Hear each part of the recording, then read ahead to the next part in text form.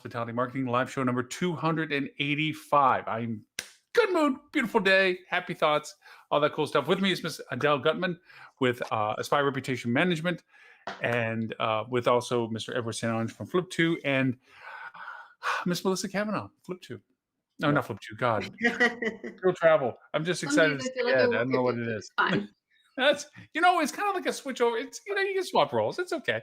So it's all good stuff. But thank you. Yes, I just was telling you that this is just a good day. I don't know whether it's the weather. I don't know what it is. It's just today's a good day. Well, it was. Hi, Tim. Oh yeah. Well, it Already the was neighborhood's a getting a good little day. rougher. Mr. Tim Peter Associates, pleasure to see you, sir. Melissa, you teased us with this. Oh, hey, I got an update thing. So it's like, yeah. I did bring some really cool items of discussion that I have, and I know everybody else did too as well. But I do want to make sure we don't miss this cool update thing you were talking about, Melissa. So yes, please. So we have an update to our last survey, which we talked about a couple of weeks ago now, where we broke out on our update people's responses based on whether they have traveled during the pandemic versus when those who did not travel yet during the pandemic. And this is literally hot off the press right now. It is not even published to the website, so you heard it here first. Breaking news. And let me just throw the original stuff into here. Is the original survey result link so that people can follow along.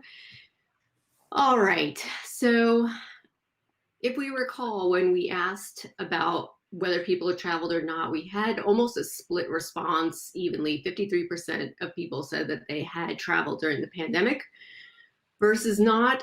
So our follow-up responses are basically split evenly between these two groups, which is kind of cool that we have an even amount of responses to discuss on these questions. So first of all, we asked, do you plan to get a vaccination?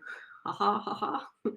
55% of those who already traveled voted yes, versus 75% of people who have not traveled voting yes. So definitely a higher percentage of people who haven't traveled are more likely to get vaccinated.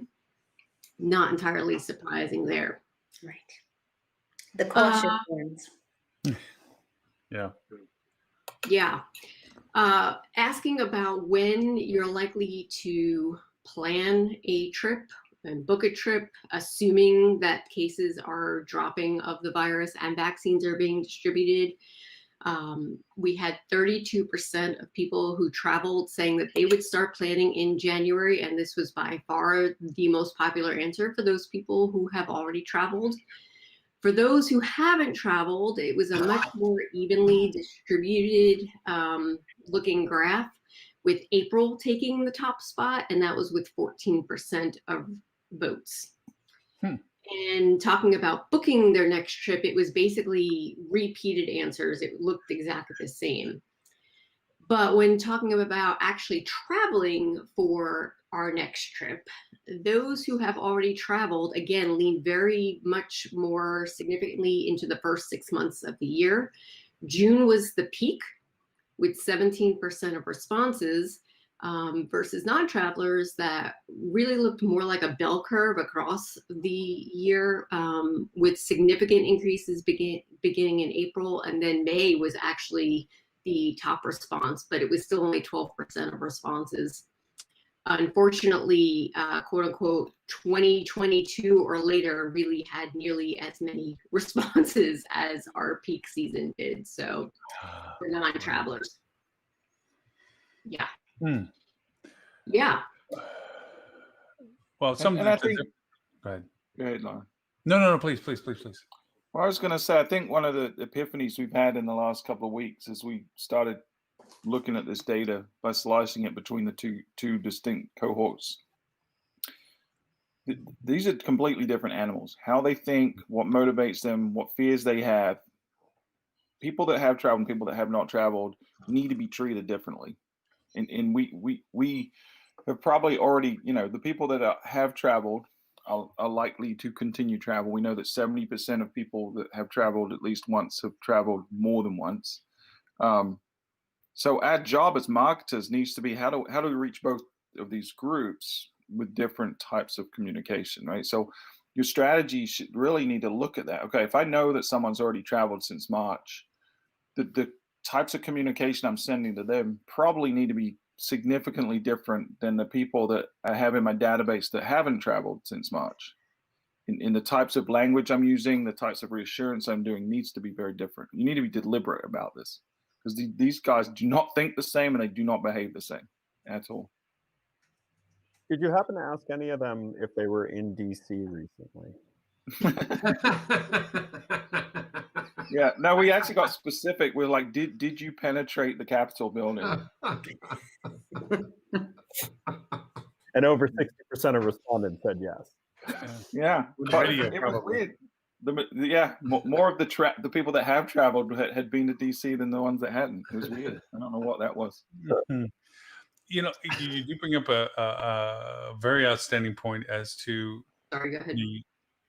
the differences between them, because I'm noticing as time goes on with just my small sample of friends, there is a division between those that have exercised their options and those who are stalwart in their, I'm not doing this until this criteria. And, you know, I was very much excited about the data when you first rolled out about January being the discovery to conversion opportunity, the mid-year to third quarter. Let's look at what we're going to do to handle that kind of surge of interest. And then we get the daily updates of the slowing or the slow progression of vaccination, the real aspect of what that herd percentage reality is, and the time it's going to take for us in transitions of government to facilitate the differences of how it's being handled and all these other things. And, you know, you're getting that kind of repeated conversation of the statistics saying, the data saying that it's 2022 that you should really be looking at the value proposition of herd immunity, general consensus of normalcy, so forth and so on, and not just basing it on the anticipation of excitement of people's decision to travel, which is, you know, in the survey it reflects it, but in the reality it may still just be until you do the next survey and find out that they extended their thing, especially with the April conversion. I thought that was very interesting. It went from January to April. Like, wow, that's a substantive time shift for that audience size to just say, I'm not even looking at this until the middle to the latter part of spring. Well, yeah, I mean, it's you know, there was a great piece. Kelly McGuire had a thing that I shared on LinkedIn the other day, and it goes with what we've been talking about. And the key for this year for many folks is just remaining agile, right? Because the numbers are going to change day by day, week by week, month by month, based on whatever the reality is in your destination markets, based on whatever the reality is in the feeder markets that matter to you. You know, when you're going to need to be flexible around this, because as people feel more comfortable, as people get vaccinations, as people have disposable income, depending on what's going on with the economy, I fully agree with something we talked about a couple of weeks ago. You know, there are going to be bursts of travel. There's going to be revenge travel. There are going to be people who want to get out there, and there's going to be a lot who aren't. So you need to be in a good position and capture your fair share, or if you do it really well, better than your fair share when people are traveling. And also just acknowledge the fact that there's going to be points where there's not going to be as much travel as we would like to see this year. Yeah, I think burst is a great way of saying it, because we saw that even in some markets last year where there were these just like spikes out of nowhere that you couldn't predict. And people, you know, either capitalized on that or left a lot of money on the table. You've got to be like rate management, for example. If you're someone that lets a machine dictate your rates, right? You're using some, you know, tool out there that tells you when to increase and decrease your rates, and it's based on historical behavior. That's not going to cut it this year, and because the models don't hold up to the scrutiny of today.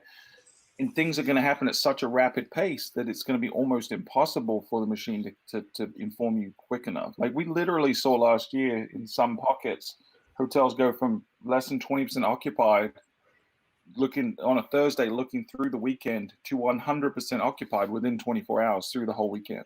Like this weird bursts, like you said, that you got to be really agile. You got to be looking at things in real time every day, and not just looking at like updating rates once a week anymore. It's got to be almost real time. I think something you need to some keep really in. flexible rates at some hotels where, you know, it's a really posh hotel, but it's like $199 one day and $500 the next day. And I think for me, it just gave me a lot of hope that it's not just, oh, just take it at any price. There is definitely some demand happening to be able to see something such strong rates like 500 coming up. And I can say it's true with the ebb and flow, because myself, I was very comfortable to go to spend a weekend somewhere, not for, you know, a lot of partying, but to go visit my parents, stay in a hotel, go eat outside. And I stopped being comfortable after I just had some experiences that did not make me feel I was as protected as advertised. Yeah, consumers are fickle. We've seen that too, where sentiment can shift based on their stimulus, right? Based on the media portrayal, based on their own personal experience and exposure. This hasn't been a linear thing for anyone. Everyone's journey is a roller coaster. I'm the same as you, Adele. In that I was traveling back in the middle of last year, and I haven't in the last couple of months because the numbers have just been crazy. I think I'll go refer to something that Ed pointed out. I think from a point of perspective, you know, Ed, you made a very good point about the theme parks a few weeks ago, how they have created their response. And that was one way of looking at how we're looking at things, that rather than sitting and wait for I would say randomization, because it's not randomization. It has all the impacts we just talked about, but the ebb and flow, the sporadic demands and so forth, they've decided to translate what they need to do to answer to what they know is interest and want to come to these places, but to to control the environment in a way that allows people to make good decisions. And I'll tell you, I mean, the theme parks, I think, are a great case study in how to do it right, and what the effect that can have on it. So, I mean, during the holiday break, I went to 2 different theme parks, which, by the way, in normal years, you would never catch me doing that. But with that, both theme parks were rocking right up to the edge of their current capacity that they set for themselves, because the state of Florida said, do whatever you want, but the theme parks are still being responsible. And I'll say this, I felt safer even in a crowded theme park, because understand, you know, Universal Studios at 50% capacity is still very crowded. But I felt safer there than I did at IKEA, than I did at Home Depot, because they did a really good job. And there was an interesting difference in approach that SeaWorld and Universal took, because we did both of them during a busy time. SeaWorld took very much an approach of every employee pouncing on people who aren't wearing masks correctly and things like that. So as you walk through the park, all you kept hearing was someone saying something to someone about, hey, please pull your mask up, things like that, which I did SeaWorld first. And I was like, oh, that's great. You know, there aren't, you know, these jack whatevers, I'm not going to swear, walking around cheating the system by having, oh, I have a mask on. It's just, you know, on my chin. But then I went to Universal, and Universal took a very different approach that I actually think is better. Everywhere you go in Universal, there are signs that say, if you're caught not wearing your mask correctly, you will be ejected from the park with no refund. And there were signs everywhere where you were entering a place that, you know, maybe you wouldn't be supervised by an employee, that actually said you're under surveillance, and had a picture of what the surveillance looked like. The entire time I was at Universal, I did not hear a single employee say a single thing to a park guest, but I also didn't see a single park guest trying to jack up, you know, how they wore their mask and stuff. So it actually made the day more pleasant, because I didn't constantly hear, you know, all this craziness, and I didn't see anyone trying to, skirt past the situation by, wearing their mask wrong. The other thing I'll say that Universal did incredibly well was at the end of every queue, they forced you to take hand sanitizer.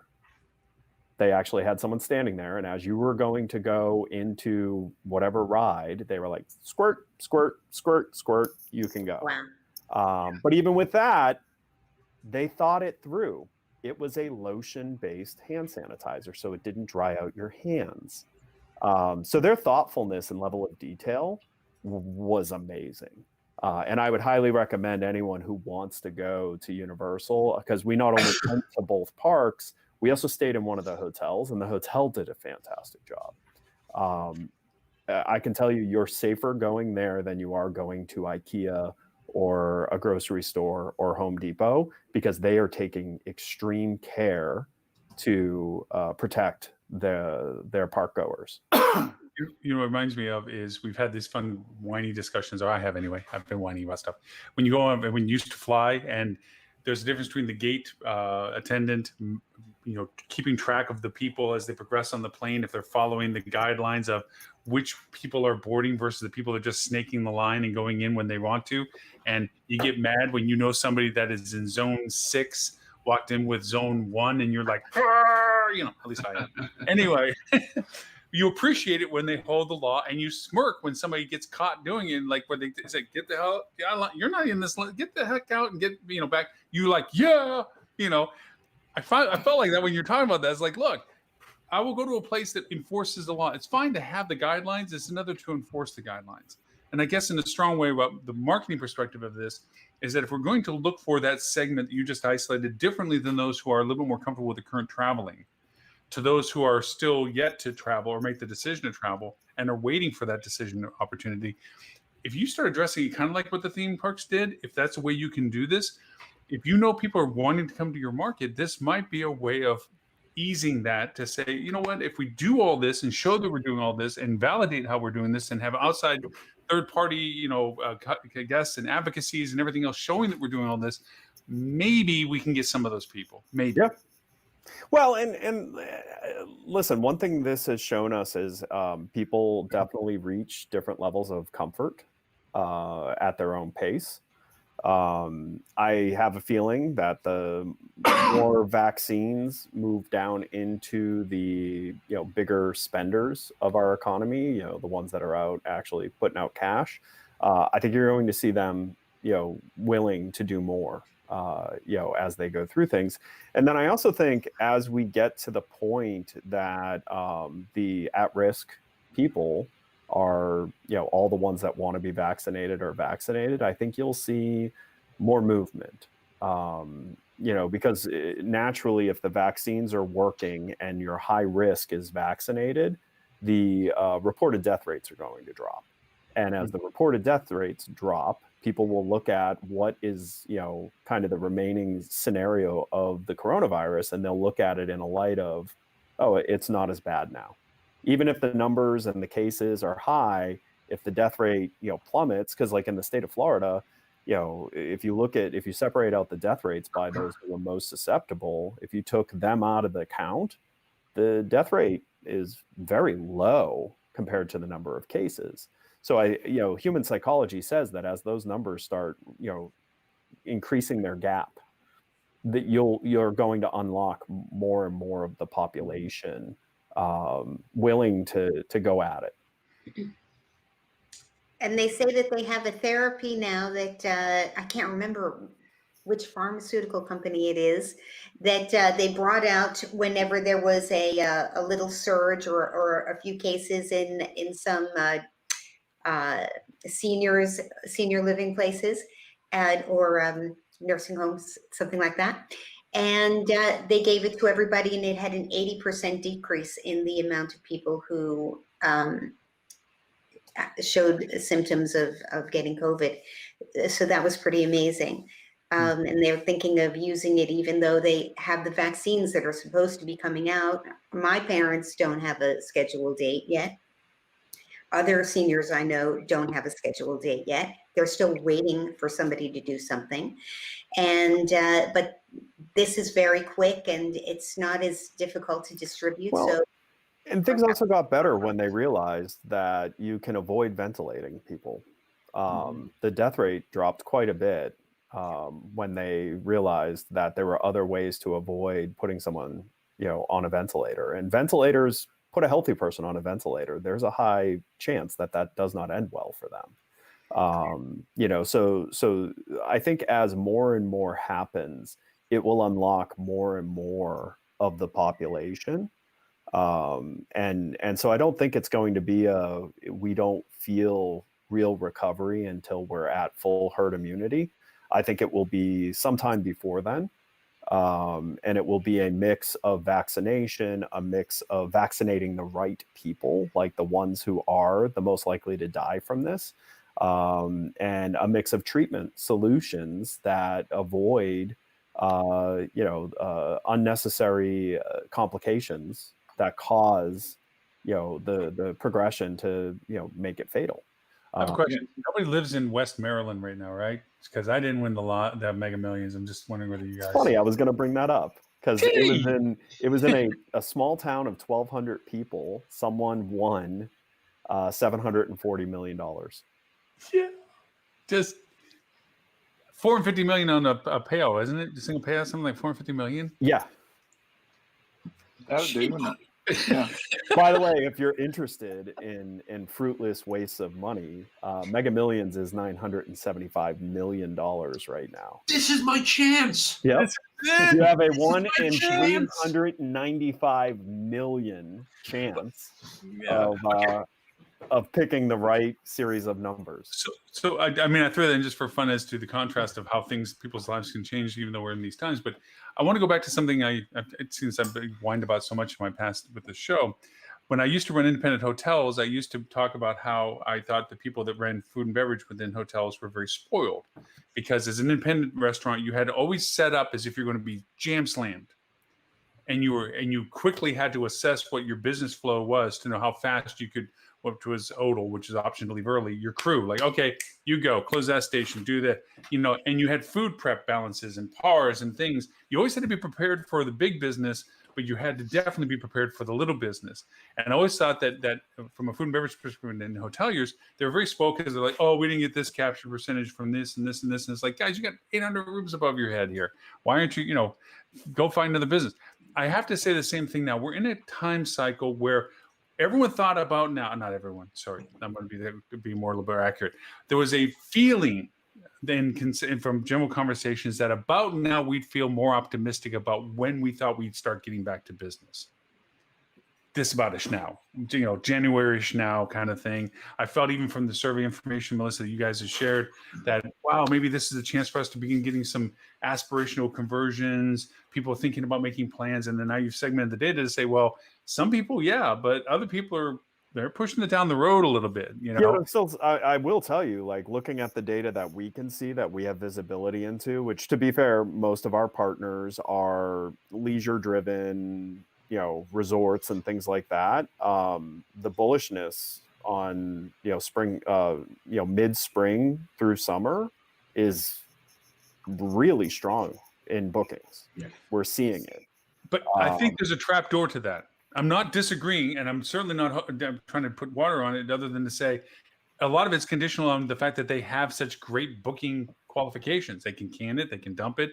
There's no penalties in as much. But there's you have a lot of that value bullishness, and I think a lot of those people, even the ones that maybe this is the first trip they've booked since the pandemic started, I think by summer, if it's not worse than it is right now, meaning case growth and death count are not worse at a pace, I think you'll see a lot of them go, you know what, I need this. I need the psychological break. And I think like we saw last summer, there is a lot of evidence. There's a lot of data that shows when people are outside, risk goes down, et cetera. So, it seems plausible that this summer could be good for some markets, for leisure, some hotels, right? Yeah. Just based on the reality. We are in from, and I don't like spending a lot of time talking about the medical side because I'm not a doctor. I'm You're terrible. not? You just play one on TV? I just play one on TV. You stay at the Holiday Inn Express. It's okay. Exactly. I'm just parroting what I've heard people who seem to know what they're talking about. That we are in the worst period right now, right? Because people are indoors, it's cold, people are confined more, yada, yada, yada, right? Like the conditions for spread are higher than they will be at other times of year. I am bullish for the summer generally, but I think that, and we talked about this a couple of weeks ago because I was the one dumping cold water on everything a couple of weeks ago. Not because I think it's bad news, but because I think we have to be really conscious of plan for the worst and hope for the best. And I think what you're going to see, I think the data suggests, and what you just said suggests, and talking about some of the hotels I'm working with, it's going to vary widely by type of hotel and market and things like that. And government influence. And government influence, right? Is there another stimulus or things? Well, not just that. California hotels were starting to do okay, and then California shut them down. Right. Right. And but so, I mean, business travel's still going to be soft for a while. Yep. That there's no evidence that business travel is coming back hard yet. There was an interesting study that Delta did. You may all have seen this, that Delta Airlines put out. I'll give a link to this, where they said that 51% of the business travel folks they talked to basically said that they expect business to come back in 2021 the way they always have. 7% said they won't. And 42%, and I thought this was the most interesting number because it was a pretty healthy share all on its own. 42% said we have no idea, right? Like they're in very much wait and see mode. So that's a big number. When you take the 42% who said we don't know and the 7% who said it won't, you're talking half of business travel is, no pun intended here, up in the air, right? You intended that pun. You totally intended God, I didn't. Like the only reason you're telling this story is because you came up with that pun on a call with only one person, and you're like, I need to find a way to bring this to a bigger audience. Ed, I genuinely appreciate you think I'm that smart.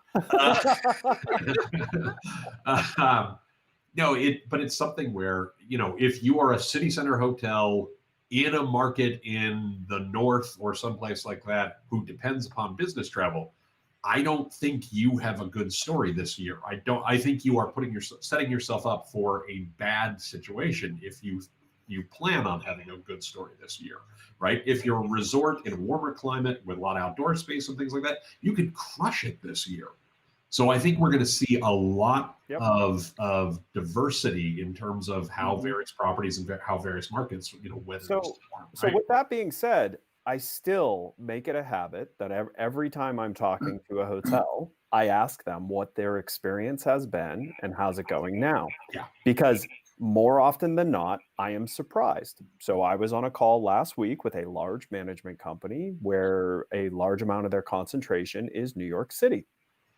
And so I said to them, are your hotels closed? Are they, opening soon? What's kind of demand looking like? And they said, oh, actually, most of our hotels stayed open. And actually, so far, the last, 4 or 5 weeks, we've been able to achieve anywhere from 60 to 95% occupancy in the hotels that are open. Now, rate's not as strong, but we have found demand.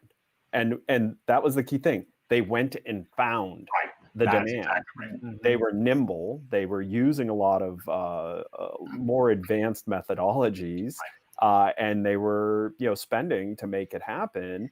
And then they said, they use that same methodology on their leisure hotels, and they said their leisure hotels are, like digging out. They're well on their way of recovering from the losses of last year, because they're using the same methodology. Even though those hotels are doing okay, they're trying to build compression into their rate. I think that's the point, right? That we probably need to focus on. We spend a lot of time on the show kind of pontificating about the what ifs, and I don't think any of us really have a lot of clarity over the next. We can make educated guesses, but there's more unknown, I think, than there is known at this point, and there has been. But each individual property, regardless of whether you're in New York City or Panama City Beach, you can maximize your potential by your behavior, by the choices you make. And I think the data that Melissa will eventually get back to in a second can be a part of the insight that'll help you make decisions. So as simple as, okay, we know, we just touched on, right, demand is picking up for spring and summer for some places, but it's at risk, right? Because there's the psychological factor of these people could cancel at any time without any recourse, right? So what can we do to mitigate that? What can you be doing from a communication strategy to make sure that as few people cancel as possible? What can you be doing in a reassurance manner in your pre-arrival messages to the people that haven't traveled versus the people that have already stayed with you since the pandemic? What should you be saying? So those are things, you know, I think our podcast tries to focus on a lot is what can you tangibly doing? And I think Tim likes to call it romancing the sale. Yeah, exactly. I do. Sure. Well, and I want to hear the rest of Melissa's data. I do want to add one thing because I want to, first of all, Stuart, I agree with every single word you just said completely and utterly. I also want to add to that what Adele said before, I think is an incredibly important point about the hotels that are, you know, $500 a night some nights and $199 a night on the other nights. Like, you know, don't give away rate just to give away rate. You're not going to drive added demand. You need to get the rate when you can get the rate because that's going to put you in a better position. Yep. Right. 100% agree. So Melissa, I bet there's more data. Well, since we're talking about rates and revenue and things like that, let's talk about travel budgets. So we asked, in this upcoming year, do you expect to travel with a budget greater, lesser, the same as 2019, and also how number of trips and vacation days, etc. So for all three of these questions, those that have traveled, the majority of votes were not changing compared to 2019. So not 2020, we're talking about 2019. And of those that were changed, there were more votes for spending more or taking more trips or more vacation days than less. For those who haven't traveled, we had less than half of votes that were unchanged, and unfortunately a higher percentage of those spending less, taking less, etc., than spending more. So very, very different patterns between those who have traveled and those who haven't. So these are, by definition, the people that haven't traveled are more cautious people, right? I think we can infer that, and a lot of this data shows that. You know, about the vaccines, we can see that data. There are people that want to get vaccines because they're cautious. They want to be protected. They're spending less money because they're cautious. That's an insight you can use. Okay, how do we take a cautious person and reassure them that traveling's okay? Well, maybe if we show them the things we're doing, maybe we show them other people that are traveling. It gives them a sense, you know, that social proof psychology hack that works so effectively often in the sales process. Showing them happy, safe people without incident, that's going to be what motivates them. So maybe a platform like Flip2 could help you with that. I don't know. And that's a great segue, Stuart, into our next question. Oh, lovely. Which says, and I love the differences in the answers on this one. So the next time you do travel, what would you want the property to communicate to you prior to your stay? Lo and behold, for those who have not yet traveled, they voted for updated cleaning protocols and local mask requirements. More than 80% voted for those two things of those who have not traveled. On the flip side, for those who have traveled, they want to know the open status of local restaurants was their number one choice. 73% voted for the status of local restaurants. Then followed by the mask requirements and cleaning protocols, which were just under 70% of votes for those two. So very different responses yet again from those who have traveled and those who have not. I wonder how many people would make a choice to choose one hotel over another because one you could check in without going to the front desk and go straight to your room and use your smartphone or something, versus the ones that are staying a little bit closer to. traditional check-in processes. That would be interesting. You bring up an interesting, and this is personal opinion of this. We have gotten used to our newer lifestyle in the sense of getting food delivered from different restaurants that are offering it, while cooking more at home. We're doing different things in lieu of what we used to do, whatever that was, travel and or going out or whatever it is for those that are staying home more. I mean, in general, mostly staying home more. And so it seems obvious that consideration that if I'm going to take the risk of travel, if I found the reasons of security or the necessity of travel, I'm going to be more concerned also as to the amenities of travel. Will I be able to eat something that is of worth other than the, nuclear egg basket tossed in a paper bag given to you in the morning because you can't stand in the buffet line anymore stuff. You're going to want to know more about, am I just going to sit in a hotel room staring at a little TV? I can do that at home. Why am I here? So I think it kind of lends itself a little bit to being a little bit more aware of the logistics of your travel as well as the safety. So I think it makes sense in that way. So All there's a comment in here about the Marco Island Marriott over the holiday weekend being very sparse. And Lauren, rightfully, red tide is screwing up parts of Southwest Florida right now. But the other thing is it's a Marriott. So I'm sorry. You can see that a lot of the heavily flagged, heavily restricted hotels are not faring as well because they don't have any levers to pull. Nope. And so, I would bet that if you had stayed at another hotel on Marco that wasn't as restricted, I bet you they probably had a better 3-day weekend, even with red tide being the issue. Yeah. I mean, we keep talking about flexibility, agility, right? That's the key to success right now. You've got to be able to be creative in your solutions to generate demand. The flags have many, many, many strengths. Agility is not one of them. Correct. It's in fact one of their biggest weaknesses. Well, and because of that too, the individual hotels don't have equity in, having built an audience of anything meaningful, right? Like even their social, they're so restricted in what they can do on social. Even their social audience isn't as strong as it should be for a hotel the type they are, and a lot of that has to do with the mothership's rules, which have reasons. Like, I'm not saying they're ridiculous or anything like that. But you're just not going to see it. You're just not going to see a hotel that's still following the rules of their mothership, thriving even in, markets that are having it a little bit easier, like Marco Island. Yeah. This is my lead card of conversation today, and maybe we can get back to it at another time. But in context to what we're talking about right now is a lot of companies, I feel, have been trying to weather the storm. And Ed, you brought this into an earlier conversation where they were all in the same ocean in the same storm. We're all in different boats. Okay. With that being the case, I'm from a client perspective, a lot of businesses, management companies, ownership companies, brands have been trying to just stay as they have been, reducing their cost in the opportunity of emerging as they had operated before. They understand logistically they may have made some variations or whatever, but for the reality of it, their structural approach to things have been in most ways kept intact.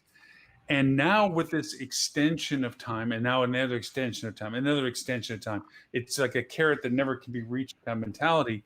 I think there are some companies that are beginning to realize they have to reconceive how they do business. That's right. Because they're just, there's a couple of articles that Robert threw into us last week that I kind of brought back and I had in my podcast, and then I'd like to bring up today as well about should we have third-party service. I've always been a blender of internal and external, but that was under a world that doesn't exist currently right now. And there are really strong arguments as to why, and I'm not trying to push Fuel or Flip2 or reputation management. There's a value proposition to third-partying quality service relationships that you may have thought internally should have been handled. Revenue management being another one, marketing, whatever it is, because it kind of take this fish out of the ocean, put them in an aquarium. They're no longer the aggressor anymore. They're no longer lean and mean and capable. They're fat and happy because you're feeding them every day. you know, and there's a politics of corporations and self-preservation and sandboxes and agendas and all this other crap that gets confused when you're under the payroll of the ownership of the one place you're responsible to, compared to being a third party that says, I can bring in all the resources of my familiarity with what everybody else is doing.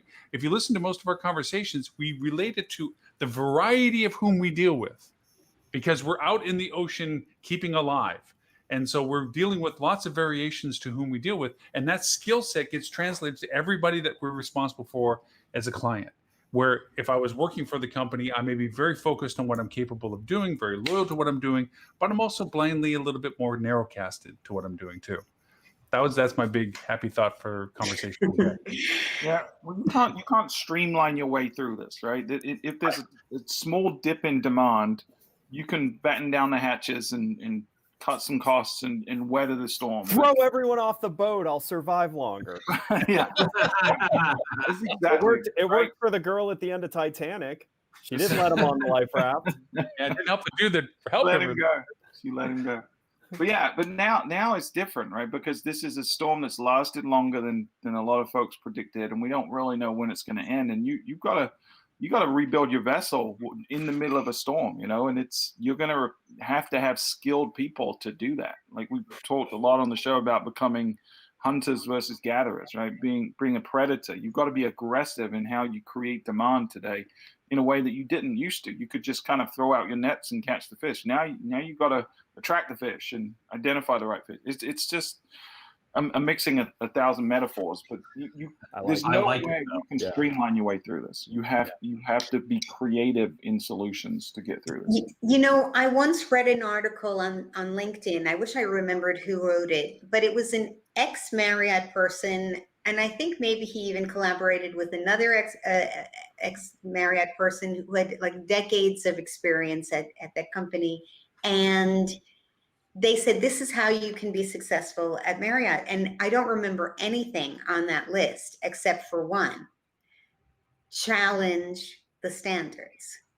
And I just was, it was so delightful and surprising and wonderful to read that somebody who is successful at the company said that, because sometimes when I'm speaking to somebody, I spoke to a general manager at another big brand and said, oh no, the brand, they said, don't worry about, you know, this kind of marketing. Don't worry about reviews. Of course, I was asking about that.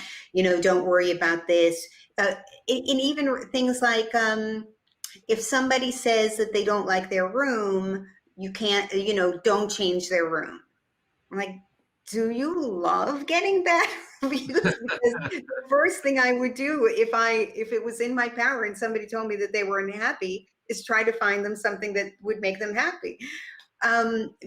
But just to have that rule for no reason. And I just wonder, it's hard for me to even imagine that a company would say that to them, but somehow the way they're receiving the message sounds like don't do it, when it's really, you know, we're doing this, we're doing that. It doesn't mean that you don't have any power and you don't have any tools and you can't do anything on your own. You still, to be a successful hotelier, as a general manager or director of sales and marketing or whatever, you still have to have a mindset of an entrepreneur, a growth mindset, you know, a change and innovation and creativity mindset.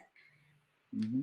I'm looking at the article you shared, Tim. By the way, Richard, you're in our chat audience on the show. I mean, you can speak to Marriott as good as, and if not better than most of us when it comes to how internally things work. I'm a little stunned as to Delta's reasoning for this, Tim. I mean, oh yeah, this was the one. I thought this was a bad headline, or a pause. You know, turn a frown upside down, right? Putting the best possible spin on the numbers. You know, when they said that 7% of their business travelers say that they are never going back to the normal levels of traveling, and they also say they're not worried about the future of corporate travel. Well, you probably ought to be, you know, a little bit, right? I'm not saying to everything we've talked about, it doesn't mean you bury your head in the sand and go, oh God, woe is me, the sky is falling, we can't find some other way to make money, right? But if 7% of business travel went away permanently, that's an enormous number. So you have to find other ways to make it up, right? You know? Monopolies tend not to worry. I mean, to be fair, because when the consumer has no other choice, who pays for the 7% of corporate travel missing? Yeah, exactly. All the other travelers. All the other travelers. That's and exactly. so why they're not worried is they ran the math and went, all right, so we lose 7% permanently, but we can jack up the fares on everyone else, and it's within the margin that it's achievable without over, affecting demand. So yeah, we're not worried because we have a monopoly. Right. The reason I pointed out that specific article, and it's what we've been talking about, is you have to look at your mix and say, is there some of this mix that's going to change? And I'm going to use the words permanently, right? And I'm only using the words permanently, or I'm putting air quotes around it because you have a note to pay every month. If it takes 2 years for that to come back, you still have to pay 24 payments for the next 2 years to make that happen. So you need to find someplace else for that money to come from. It's exactly what you all have been saying about it. We've got to be hunters. We've got to go find this stuff. We have to. The other article I shared was one I'd written in the shameless self-promotion category for hotel recovery last December, just about the fact of assume that nothing goes back to normal. There's no going back. This is where we are today. Where we will be 12 months from now will be different than what it was in 2019. I don't know exactly how. None of us know exactly how. We all have ideas. We all have thoughts. We have some data. We have some insights, right? But if you assume that it's going to look like what January 2019 is going to look like in January 2022, that's almost certainly wrong. So rather than reacting to how do we get back to where we were, you don't. Think about how do we go forward to where we need to be. That's really the point. Yeah, how do I maximize my current situation, whatever that situation is? Whatever that situation is, and set myself up to maximize the current situation a year from now. Yeah. Right? Yeah, like an example of that, right? And I haven't really seen many people talking about this, but Pete threw out this stat from an article he read on a podcast a couple of weeks ago. But if you look at the DC market, there's 157, it might be 147, so 150 properties that have been closed due to COVID that are getting ready to open back up in the next, 2, 3, 4 months. Like imagine if a destination like that had 150 new hotels that were opening, like brand new builds. Right. What impact that would have on the economy of that ecosystem. Right. And that's the reality we're facing. So even if you're, say, one of the properties that Ed was talking about that's 60 to 95% occupied in New York, a part of that is that they've done a stellar job relative to the competition. But a significant part is also that a lot of their competition hasn't been, and probably is closed and just quite a few. And it's going to change, and you have to you on that. And they're going to come open, right? Yeah, so it might be March, as demand April, increases and people see this and they open back up, you might end up seeing a dip in performance, even because there's going to be this equilibrium that needs to happen with supply and demand, and people aren't really factoring that. I think you've got to be aware. You've got to keep paying attention to the entire ecosystem. Every piece of data you can get your hands on should inform your decisions that you're making today, tomorrow, and the next day. There's I was getting, you go on the internet to look for one thing and you go squirrel, at least I do, and I'll go off and see something else. Yes, we know how you do that. All right. Anyway, there is a fascinating history of New York at the transition of automobiles from horses. And all of the paddocks and the blacksmiths and the stable people and the infrastructure associated with all of that as a transition from it to what would be eventually, cars and what have you, gas station, whatever it is. And if Robert were here today, he'd be reminding us of what that was like. Yeah. Robert was firsthand account. He would be right there. Cheap shot. I shouldn't take cheap shots when he's out here. Very good. Go ahead there, Lauren. It's good. No, but history has opportunity to point out some of the things of how we transition. Where a lot of these hotels, as you're pointing out to them, as they come back into market, they're firing up the gas lamps. Okay, metaphorically. We're in LED land now, and they're not going to be in positions. Yes, they're bringing inventory to market, but they're also turning on websites or going back to using websites that are way out of whack. They have marketing campaigns they might be just turning on that are way out of whack. They have methodologies or nobody really, because they've only shoestring themselves up to. And that's the sad part, is that some of these companies, management companies, ownerships, and what have you, are going to think that they're going to open up the hatches, so to speak. They let in some sunlight, try to get business started, and they're going to false start. They're going to invest in money that's going to get squandered away. They're going to try initiatives that they think based on old methodologies that aren't going to work, and they're going to find themselves in a worse position because what little dry powder they had, all these metaphors being thrown together, isn't going to light a match. So that's a worry that if anybody's looking at starting back into, they need to consider what they need to change first before they just decide that they're going to come back into it. And for those that are transitioning, this is the time to invest, is what I'm saying. This is the time to rethink where you're saying, why am I going to spend money on tech? Why am I going to spend money on who does what for me, third parties, whatever? It's because you have to rethink what you're doing before you go do it and waste the money to find out, learn from what you spend. So. Yeah, and I think you've got to approach it like it's a new build, like a new opening. Yeah. The assumptions Because all of the hotels that closed all committed the same sin, which was they went completely silent to any database that they had. So you've lost it. Yeah, And there's no funnel, This was one thing we were screaming at to any of the hotels we were working with that were closing. We're like, do not stop talking to your database, otherwise you are a brand new open.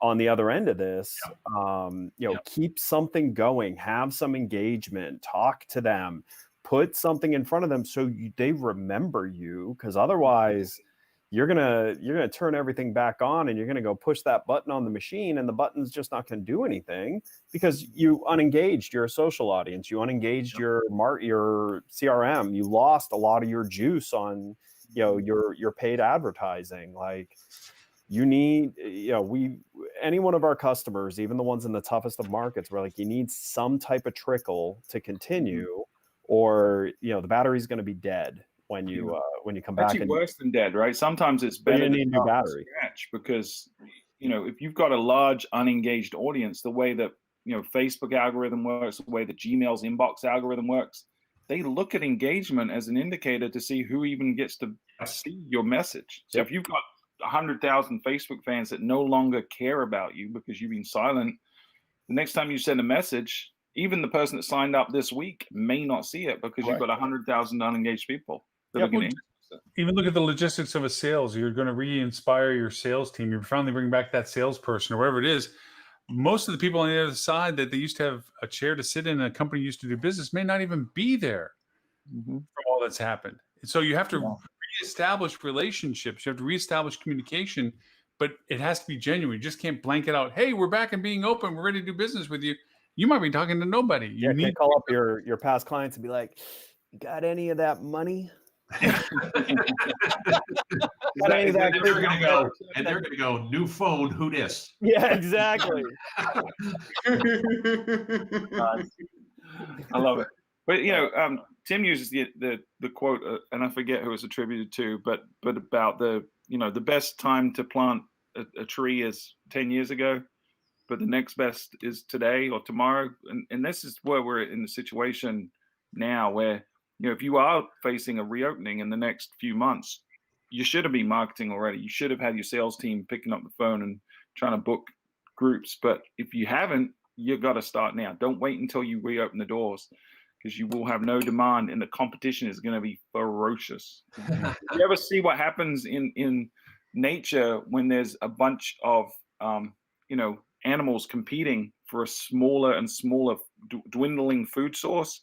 It gets pretty brutal, and we're going to see that here, right? There's less demand, there's going to be more inventory, and people are just going to get ultra and you have aggressive. to remember too, staying on the tree thing, there will be the scavengers that didn't stash away, didn't do the right thing, and their goal is to kick down all the trees you planted to try and get their stuff going. They're going to undercut you like crazy. They're going to steal position.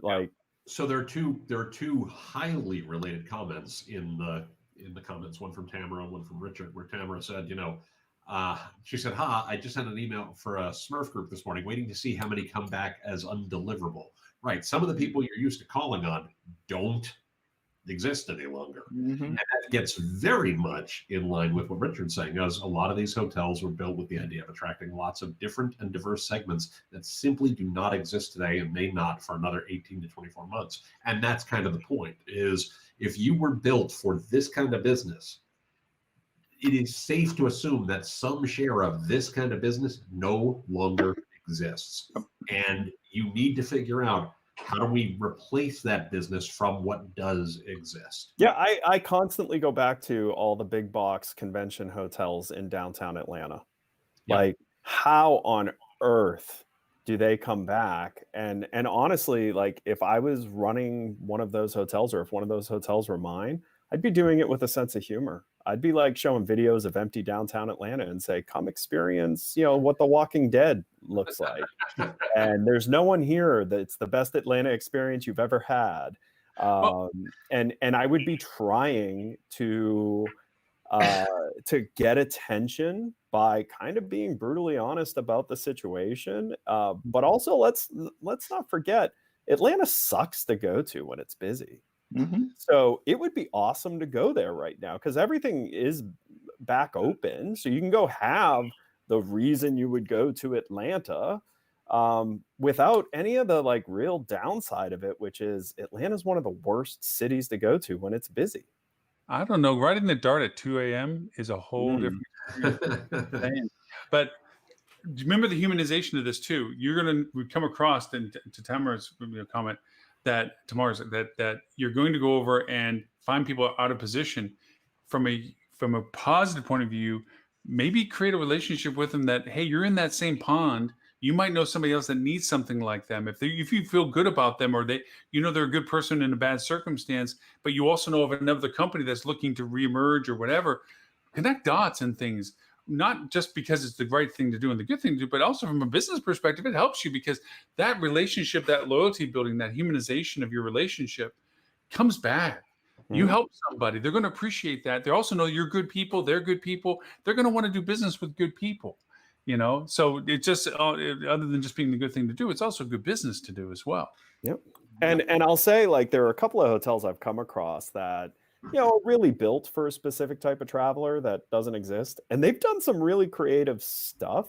That's exactly right. There's a hotel here in Orlando that is designed for, you really only stay there when, Disney's $700 a night and you can't get any of the hotels near it. So starting in around October, they built a haunted maze. They, built some big outdoor games and stuff because they have lots of property. Then they transitioned that into Christmas lights and entertainment. They took their ballroom and turned it into like a Nerf war type room that like you could pay to get into. And they did all this stuff, and then they pumped the heck out of it to locals. Mm-hmm. And it helped a lot. It helped a lot more than leaving all those spaces empty and not booking as much as they got. So, that's one thing I'll say too, is if you are one of those hotels that there's no hope in near term, because, even if you scrape together a little bit of leisure for your market, it's still only going to fill, 10% of your inventory. Then you got to look for what else exists. How do you keep the lights on? How do you find new reasons? And you got to try. Now, fortunately, like most of the owners of hotels like that, they're giant REITs. They're investment grade companies. They're probably not going to open their hotel for a year or two, and they may even be running numbers right now and converting it to not be a hotel. And I know that sounds horrible, but that's the best thing that could happen to a private hotel owner, is if a big box in your market stops being a hotel, that inventory disappears permanently. That's helpful. Like, that can help you weather it. Mm-hmm. Yeah, very true. You got any more data, Melissa? I apologize. I have a hard stop here at the bottom of the hour, so always a delight to see you all. Great discussion. Hope you have a great weekend. And Joy, Tim, we look forward to seeing your reenactments of Bernie Sanders. I've been waiting for those pictures. Yeah, dude. Mittens and all. I thought it was a funny story, by the way. You know, even in bad times, you occasionally get some good news. Do you know the person who makes the mittens? They sold out. I betcha, yeah. Yeah. That's going to be the top Halloween costume, you know. Exactly. Exactly. Just the memes. I was crying last night. I was laughing so hard at some of them. They were I think absolutely. I think I've saved like 50 of them, and I'm just trying to figure out when I can start building them into presentations because Yep. they're just funny as hell. Yeah. There's some good stuff out there. If you have some time on your hands this weekend, just go look for the Bernie memes. Oh my God, they are definitely fun. Anyway, Have a great weekend, Tim. Good seeing you. See you next week. See you guys. Tim, yeah, we'll make sure everybody knows where to find you next door in the future. So TimPeter.com. By the way, Tim, 78 today in Orlando. Just saying. So nice. Ed, by the way, 22 degrees tomorrow. My wife told me that the high tomorrow would be 22 degrees, and I had to remind her 22 is not a high. No, that is low. It is a temperature, but it is not a high. Yeah. we're gonna hit 80, I think, down here over the weekend. We're gonna hit 80. Us too. So 81. nice. Yep. So Yeah. just saying, something to look forward to, Tim. I understand. All right. Hi, Good Tim. night, everybody. Say hi to Bye. family. Yes. Okay, Melissa. Yes, please. All right. My next question is, to me, the most shocking response out of everything that I've seen so far. So By honestly, the way, clickbait. You should have said that at the very beginning. That you have one that's incredibly shocking. Tim would have stayed. oh man, lost opportunity. On a scale of 0 to 5, how will the following vaccination scenarios increase your likelihood of booking a vacation within the next 6 months? So we had the 3 scenarios of once you've been vaccinated, once all at-risk people have been vaccinated, or once 80% of the population has been vaccinated. So of the people who have already traveled, 44 to 47% said that the vaccine would have 0 impact on their likelihood of booking a trip. So crazy. That's Versus 20 to unbelievable. 27% of those who have not traveled. Now, here's the thing. So knowing that they've already traveled, I get it in my head, and all the other questions we've already talked about makes sense. But it's the fact that this particular database of people and respondents skews to older people. So we have 60% or more of people who have already traveled in this survey. Those are the people responding here, and nearly 50% are saying the vaccine is not going to have an impact. That's what surprises Well, me. when you don't If give this an was a F, survey of when a you whole don't bunch give an of F, why would something making something you don't care about? Why would it make an impact, Yeah, right? they've already traveled, so they're going Right. to continue. I mean, travel. and that's actually something I was going to ask you guys. Is now you've done many runs of this. Did you keep an identifier to? Because it would be really cool as like a backwards look on what how people answered Mm, versus did they change their answers in a future one because they ended up traveling even though they said they wouldn't. no. You know, because I still have a feeling that a large amount of people are answering in the moment based on the reality that is in front of them right now and had no real consideration for how things change. And I think that's both positive and negative. I think the ones who were overly bullish just didn't think this thing would get any worse, and those who were overly pessimistic didn't think that, they thought that they were going to wake up one day in a post-apocalyptic era. I'd be really interested to see if anyone ever goes back and looks at, okay, so you said this, and then you said this, then you said this, and then you hit a marker where you went against what you said. How many people did that happen with? Because I feel like Yeah. it's more than a little. Well, yeah, and we did not track people at the individual level, so we don't have that historical timeline. But I will say one of the things that we're acutely aware of is that the data shifts, right, in both directions. It's meandered, and there's a risk in doing what we're doing because we fall prey to the paradox of averages, meaning that we're aggregating numbers and coming up with percentages. But when you start splitting the audience into categories, you start seeing that the average is a blend of different truths. So for example, this is what we're doing now is a great exercise where we're saying, okay, how are people that have traveled different than people that haven't traveled? You could equally do that male and female. You could equally do that on, any other dimension. And at the end of the day, this is a database of individuals. It's not a homogenous group of people that all think alike. Each one, to your point, has their own experience, their own environment, their own thoughts, their own philosophies, their own inclinations that is going to impact what they do as individuals. So I think we've got to be careful when we're talking about this data. Well, not and especially with how small overly the data is. I mean, because as it is, I mean, it's a big study. You guys have done a bigger study than most anyone else, but it's still statistically irrelevant. Yeah, I mean, in data yeah. size, especially if you do any parsing of it whatsoever. Correct. When we start getting to smaller groups, I mean, this one was it was a little over 2,000 total respondents, which has statistical significance. I mean, the largest we did was over 10,000, which gets to into a whole nother level of where you can extrapolate. But I don't want anyone to look at this data and say this is the gospel truth. What I want is them to glean insights like we're trying to extract.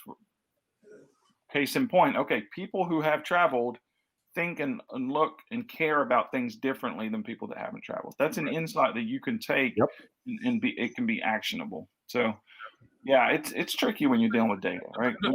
Just to take the intrinsic value of the data, which you can statistical relevance and everything, but just intrinsic data. To humanize this for me, I find that I am very much a greater pendulum of ups and downs than I've ever been in my life. I've got infuriated with people that Could it be the shit you've gone through in the past 12 months? I mean, it might be that, but maybe it's also just people that I'm dealing. No, I get mad been struck by lightning in a while. That's wearing on him. Yeah. I get mad at people like, what were you thinking? And then other minutes I'm like, I'm crying because something emotional happened on the news. I'm like, Jesus Christ, I'm all over the board with this. I know. You go up and down. Are you pregnant? Well, I wasn't going to mention it now. No, actually, I can't be. I'm losing too much damn weight. So no, I'm no longer pregnant. No, it just, as we go through back and forth, I go through the acceptance and denial process all the time. 1 minute, screw it, I want to go do something. Next minute, oh my God, this is the worst it's ever been. I can't do anything. Then I get mad at a neighbor because he gets 10 foot next to me or something. It is up and down.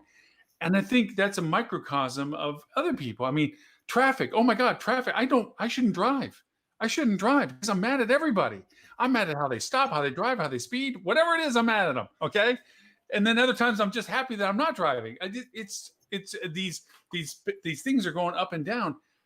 Just add that to the travel experience. I miss the hell out of my friends. I miss the hell out of my family. I miss the hell out of seeing people. Okay. And then the next minute, I'm so happy I'm not with them because I feel like I would jeopardize them if I did. Yep. So, yeah, I'm sure people that told us 6 months ago on travel, I'm never going to do this, I got to go. I'm out. I'm gone. Yeah, and mental health.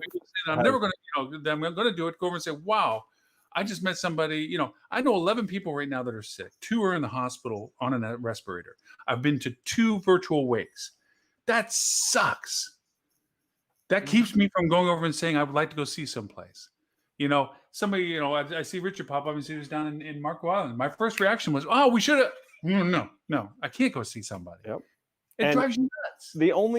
And everyone is going through some stage of this. And so the only potential positive that could come from this is maybe people will finally wake up to that mental health is a real thing and not made up stuff. Depression is a real thing and not made up.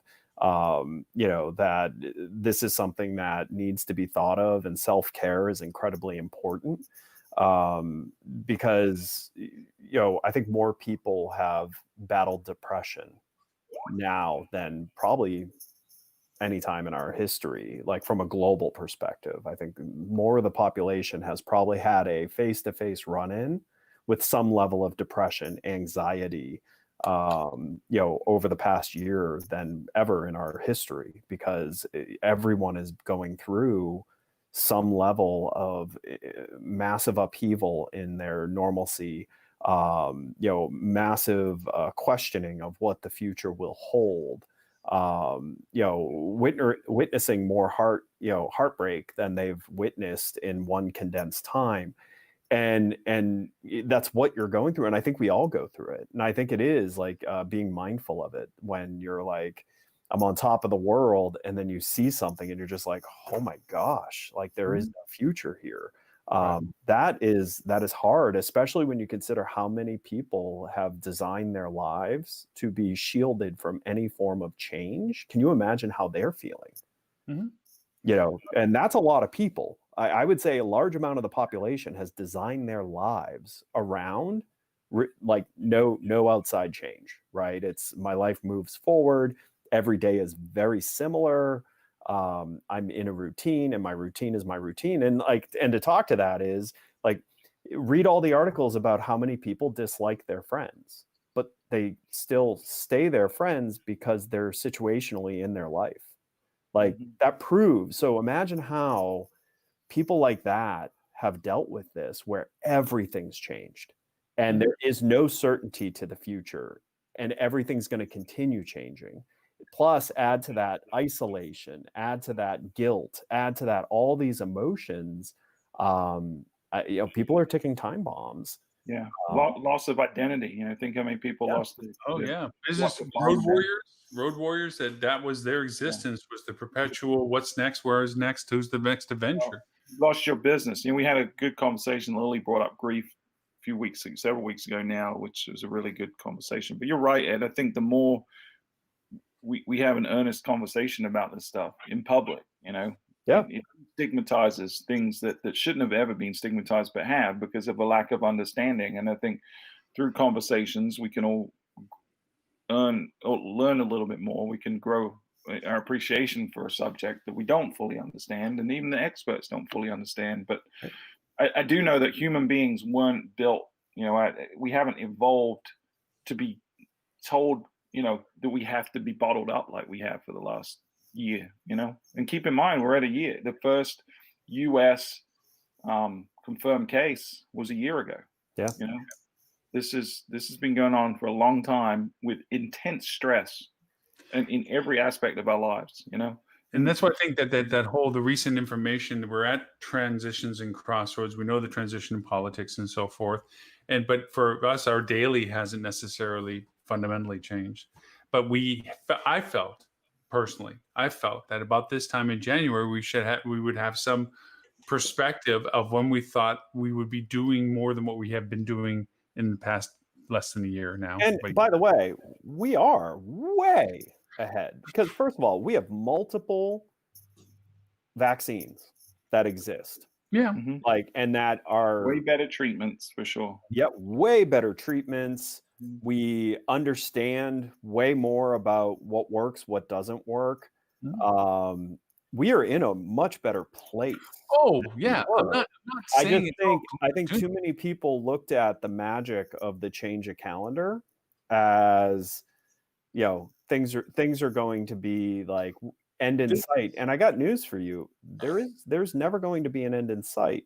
This is a new normal. Like, this lives. It's the reality. It's like we will never completely eliminate it. This is that feeling you have when you're walking a long way and you think you're going to get to the top of the ridge and be there, and you get to the top of the ridge and see the road keeps going. We're like, okay. But we can manage it, right? It's like other challenges that we have learned to adapt to and live with. I think you know, once we can get to a point where the mortality rate is under control, once we can get to a point where the hospitalizations are under control, it becomes less of a, you know, daily conscious conversation like it is now in the media. It moves to the background eventually. Yeah. But I will say, to Lauren's point, I agree in that we're in a better position today than we were, you know, 9 months ago, no doubt. But I think if you'd asked people 9 months ago where we would be today, I feel like a lot of people would have thought we would have been 14 days to stomp out the virus is all I'm going to say. Do you remember that slogan? Yeah. I remember having a conversation with someone that I have a lot of respect for, a really smart person that heads up a large property management group. And they're like, you know, we see this is going to disrupt 30, maybe 60 days of business, and then we'll be back to normal. Yeah, which, by the way, we've never cured a virus. So, and if you remember, I was saying that back then. I was like, guys, we've never cured a virus. Ed, I have learned many things with you, and one of them is that you're never wrong. I've learned this over time. He also retcons things, right? He'll pretend like he said something. No one's going to take the time to go back and look, so he can say, "Yeah, I definitely said that." I definitely Yeah. did. Yeah. Sorry. Because I'll be honest, I was not as bullish on vaccines. But what I didn't consider was the new RNA editing technology and how much of a medical breakthrough that really is. And now I've gone fully bullish because if you look at some of the other research of this technology and what it's potentially presenting, they potentially have a strong candidate for a vaccine for MS. Mhm. And it's based on this technology. They have a strong candidate for a vaccine that's effective against all influenza variants, meaning you would get out of this game of trying to guess which strand of influenza is going to be prevalent. Single vaccine. It's all based on this technology. They're now starting to look at using this technology to cure certain types of cancer. And so, you know, that's the thing I didn't see coming. I was thinking old school, how we've always developed treatments and vaccines and things Chicken, like that, egg. which take forever, right? Like the old school vaccines, like, you know, just cultivating a scale of an old school vaccine is pretty substantial. That's why we never have enough in most flu seasons. So, I mean, but I will say, I've also been super pessimistic that we've never beaten a virus. Like we really haven't. And it's because viruses are living organisms that adjust. And, you know, and let's also not forget, we exist because of viruses. The mutations in DNA that caused us to be able to become human beings strongly has to do with our DNA bonding with a virus's DNA. You know, so viruses are not as simple as bacteria and things like that. And we need to understand that it's never going to go away. But like, I'm actually blown away by how far we've come. And a lot of that has to do with, you know, where we are on treatment, where we are on vaccine. Well, it's like wartime technology. It is. It's by demand process that happens. But to Stuart, you know, you've been the one that's been vanguarding the perpetual messaging of vaccines will be the redemption of our industry in that sense, because without it, we can't get back to what we would love to do at whatever level. That the industry for hospitality has to embrace the value that taking the vaccine is a method to the solution. And I highly recommend those that are frightened by the two current, you know, primary vaccines because they're new technology, go do some research on the technology. It is incredible. Also, too, it's not new. Okay, let's be quick. This, fortunately, had been something in the works years before the degradation of science's perspective. Right. This is something that has been building. But it's as been you said, backtracked. research. The technology is not just popped out of the hat these past few months. This is after years of work. This was just like most overnight success. And I think, you know, I think some of the concern is because it's fairly new, right?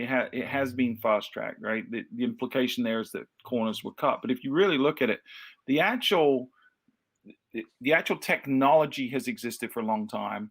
The specific sequence that they engineered for this particular virus was actually created within 48 hours, over a weekend from when the DNA sequence of this virus was released publicly. They had engineered the solution. The last 9 months has been literally testing the efficacy and the side effects. You know, that and making sure what it's safe. blows my mind is when you dig into that data, you know, you can't understate how effective these two current vaccines are. So yes, in their medical testing, it was a 95% effective. But the other 5% fared so much better than those who didn't get the vaccine in the trial. So it has impact on 100%, which I can't think of anything else we've ever created to fight an illness that hits at that type of number. And there are other things. I wish that they would work on, though, how to prepare it in a way and get that antibody That's the difficult response without the inflammation response. Because for some people, it's rough, and a lot of other people, that inflammation response is so dangerous.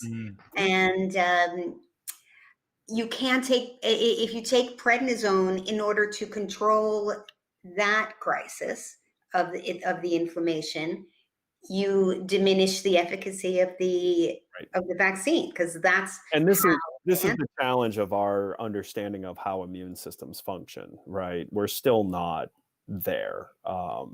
It was just 10 years ago that there was never a talk about the immune system's role in cancer.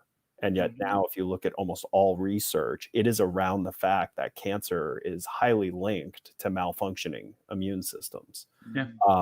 So our understanding of our immune system, where it lives, why it differs. The whole stomach and digestive system. gut, yeah. Would have been so important, you know? Yeah. Well, I mean, it was only 8 years ago that it was discovered that there is a direct pathway from your stomach to your brain.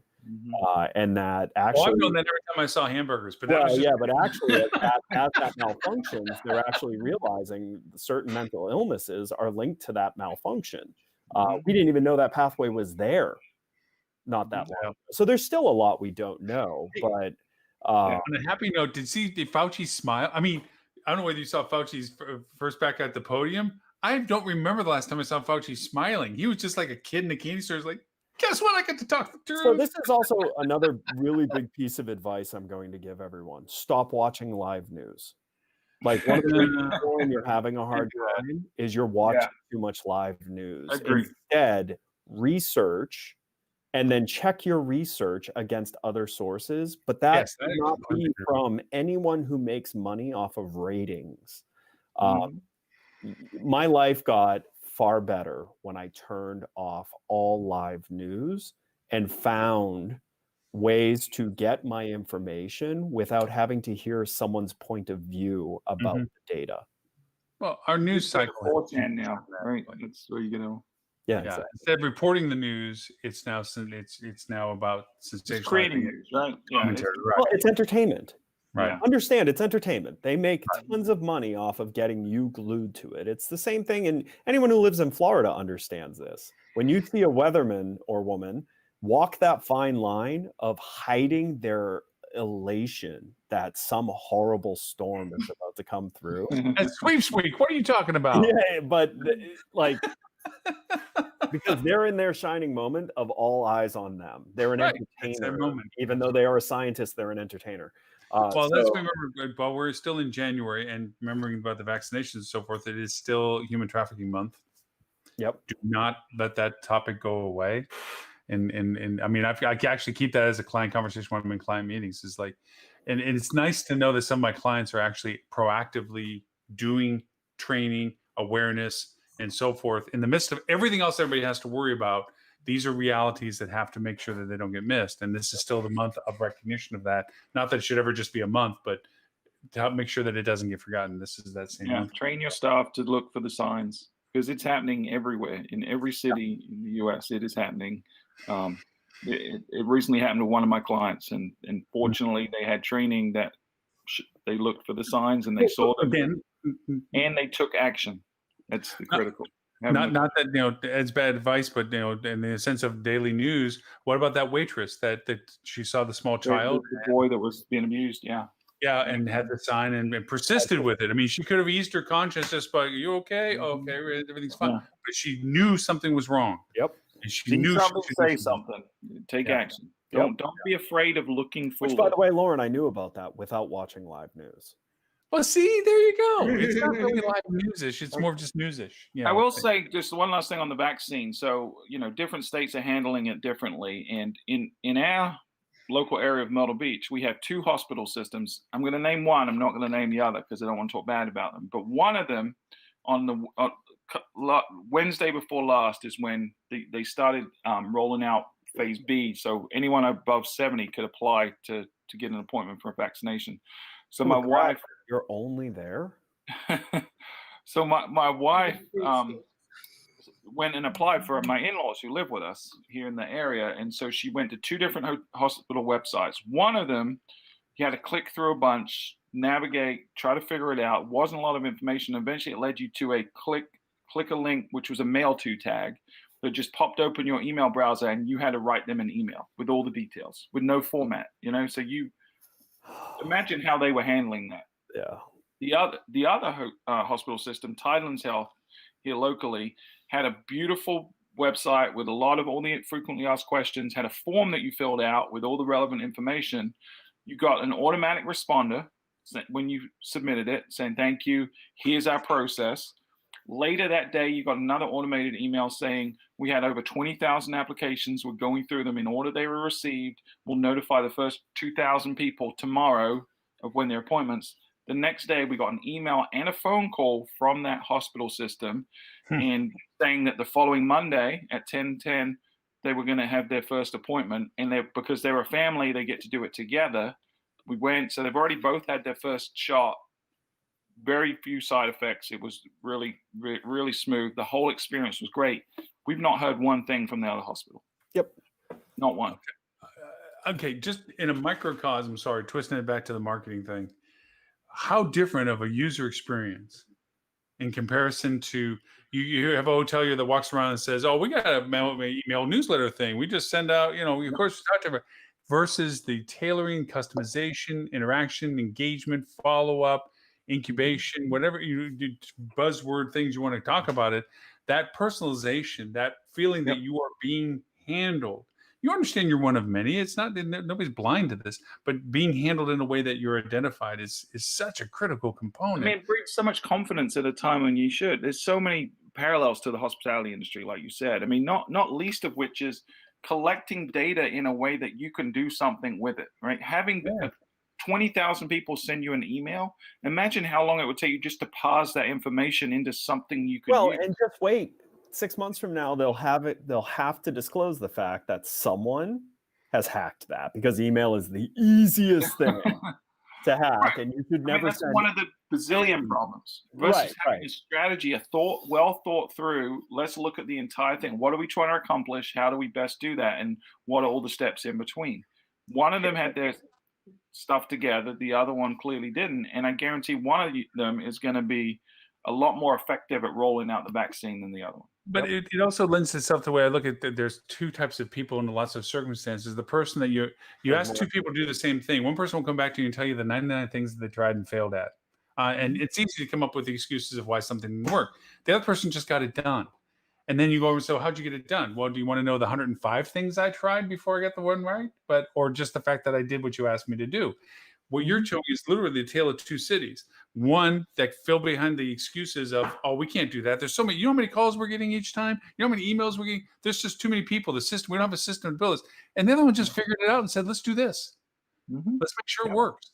Yep. The patient experience issue is so much more in a terrible state compared to the hospitality issue.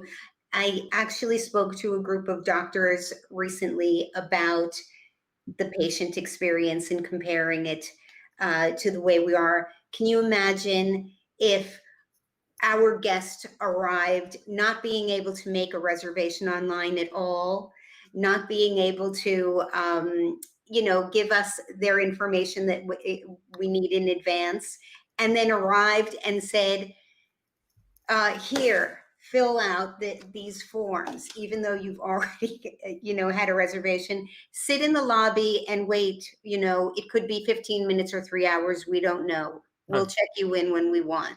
Can you even imagine if we worked like this? So again, I'm just going to throw it out there. Just hungry and tired. These are people who are sick.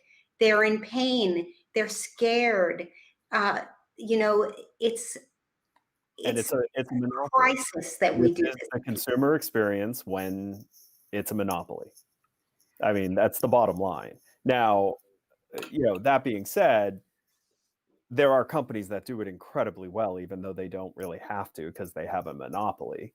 Like you look at the main hospitals in the state of Florida, they've done it really well. They've handled this really well. They even prepared really well for COVID. And you compare that to they didn't really have to, because where I am, you have two choices of hospital. Like Stuart, you just said the same thing. You have two choices of company to go to for healthcare. That is a monopoly. So one of them goes, you know what, F it. We're busy. We're always going to be busy. Screw it. And the other one went, you know what, we care. And our mission is to care for people. And part of care is making their life better. But in the grand scheme of things, this is the problem with monopolies.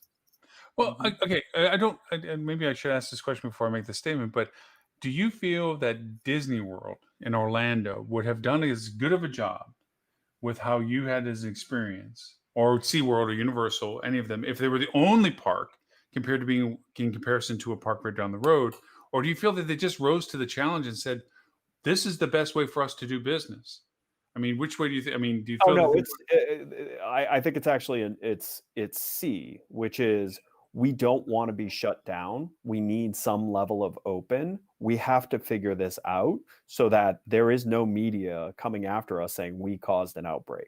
Yeah, I it mean, was survival. I think. yeah, it has nothing to do with either. They don't want, none of them want what's happening in California to them to happen in Florida, because if it does, their theme park businesses are over. But how is that different than what you just said about the hospitals? Because the hospitals could take the same attitudes, like we just don't want to be chased with this stuff. I'm sure there might have been partial motivation, but are they really looking at it as a higher ground perspective of this is what we're tasked to do? Is to There's be a very different type of service you're talking about here. One, when you're sick and you need medical care, you have to get medical care. You don't have to go to a theme park. That's not the comparison that I'm referring to. I'm referring to the people that are running the business saying we're always going to be busy. You Yeah, know, but that's because not hospitals, aware. Theme parks are aware. Right. I mean, yeah, hospitals are always busy. right? Sorry, go Yeah. ahead, Stuart. I was just going to say it's different because, like you said, theme parks are always going to be busy if they're succeeding in delivering an experience. Right. As soon as they stop that, they're not going to be busy. For a Right. hospital, whether you deliver a good experience or not, if you're one of two choices in a metropolitan area, you're going to have people in the beds because ambulances are going to drop people off. They're not going to have a choice. Like if I get picked up, if I have a heart attack on the street, I don't get to tell the ambulance driver where to take me. Well, and also let's not forget, in a lot of cases, your insurance company only gives you one choice because Correct. they only have a relationship with one of the two hospitals. Yeah. So The hospital doesn't control the demand, you know. So what's the motivation to have done differently the way you described it? What's the difference for them to care? I think it's leadership. Patient outcome. It's culture. Patient outcome. You get into the healthcare business with a vow to heal people and to make their lives better. And it's one thing to learn how to medically treat the person, but that's a person you're treating, not a disease.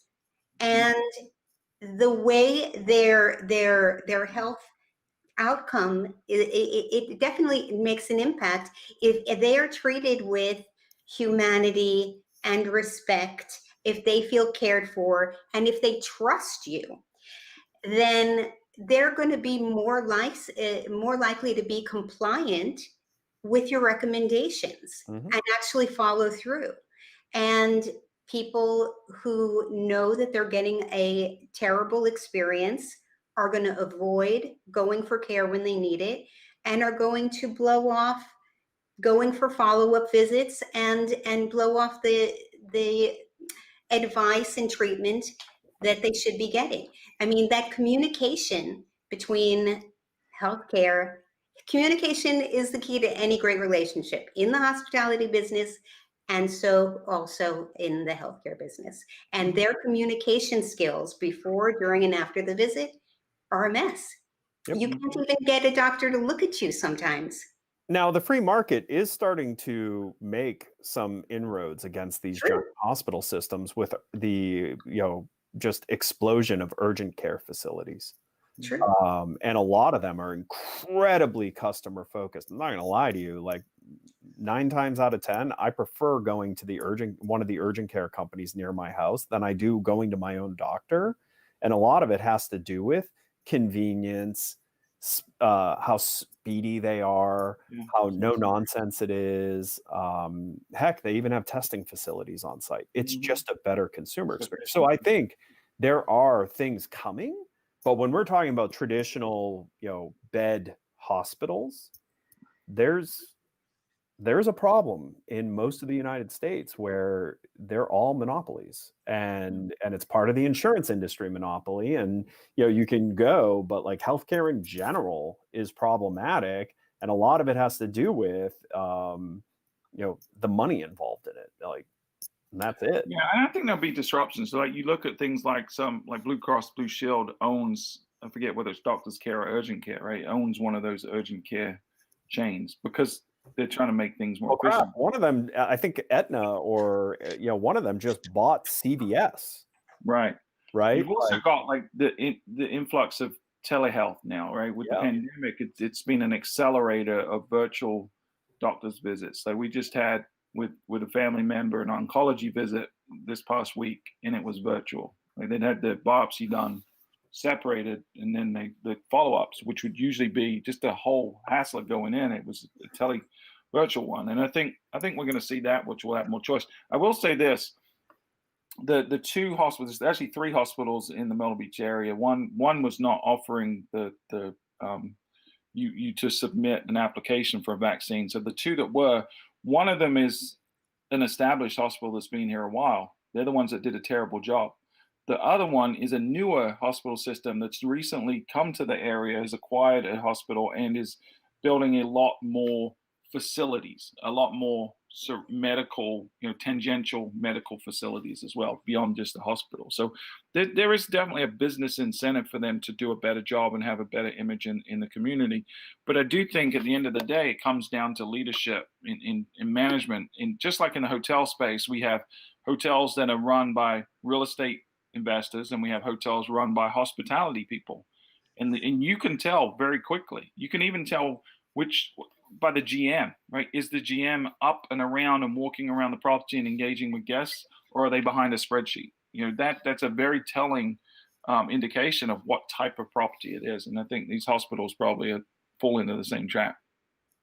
You're right. Very often in doctors' offices, they don't really oversee that team that's in front of them. They can't fire them. They can't tell them, how to treat their patients with hospitality, because they really report to somebody else.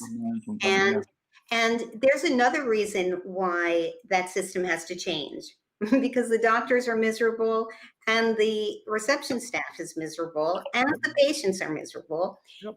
When I went on a Facebook group with tens of thousands of people in it, and I said that the hospitality family, and I said, yeah, I'd like some examples of situations that have happened to you, good and bad, regarding hospitality, having it in the office, in the doctor's office or not, or in a hospital, any other place. And the rush of stories. I have never had so much response to a post or a question in my life.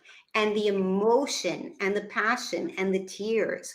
I mean, people did have several stories of very heroic examples as well, but mostly everybody has a story about what should not have happened to them. I think that's holds true though for hospitality as well. And let's be honest, if you did that same thing with hospitality, it would overwhelmingly be the negative, because that's what sticks out. I think the emotion would be less because it's lower stakes of an interaction. But let us not forget, one bad issue is 10 times louder than any of the most good thing that could happen. I feel like most of the times, though, if I'm in a doctor's office, I feel like the staff is miserable, as opposed to, I don't feel that way when I go to even a not stellar. That's actually it's prevalent in. So one of the challenges with doctors' offices specifically is they don't teach doctors how to run a business in medical school. That's right. And yet many doctors end up being their own business owners, and they run their business poorly, which includes how you manage humans, how you manage billing, how you manage everything, all the way down to the facility and how it looks and all of that. Same thing with dentists. It's the same thing with most lawyers.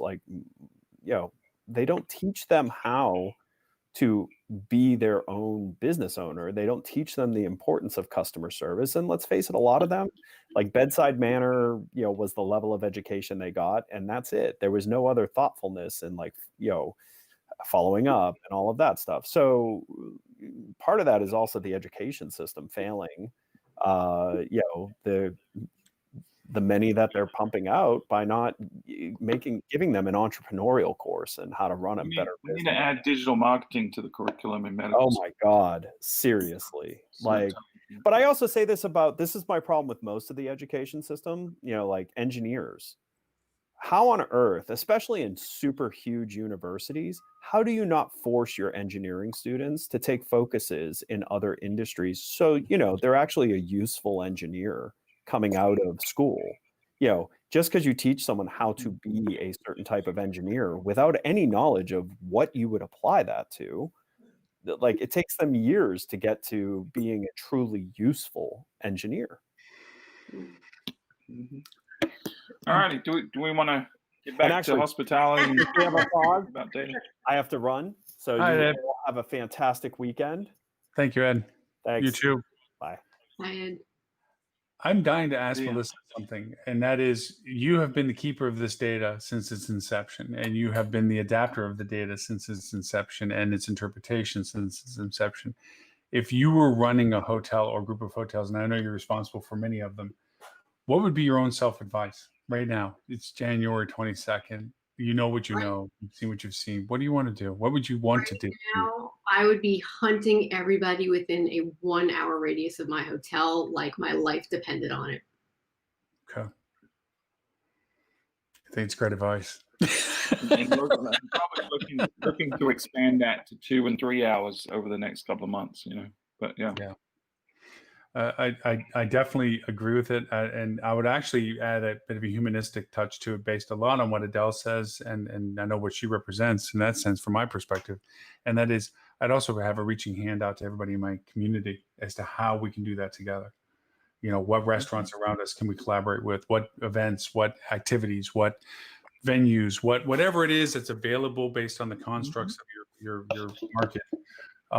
Realize that you all can pool your audiences together, or your messaging together, your content together, your services together, and collectively make that same target of who will show up an hour plus 2 hours, maybe, whatever it is that drives our business source wise. So yeah, I definitely would agree. So shameless plug. So episode 174 or 5. What was the last one we did, Melissa? 74, I think.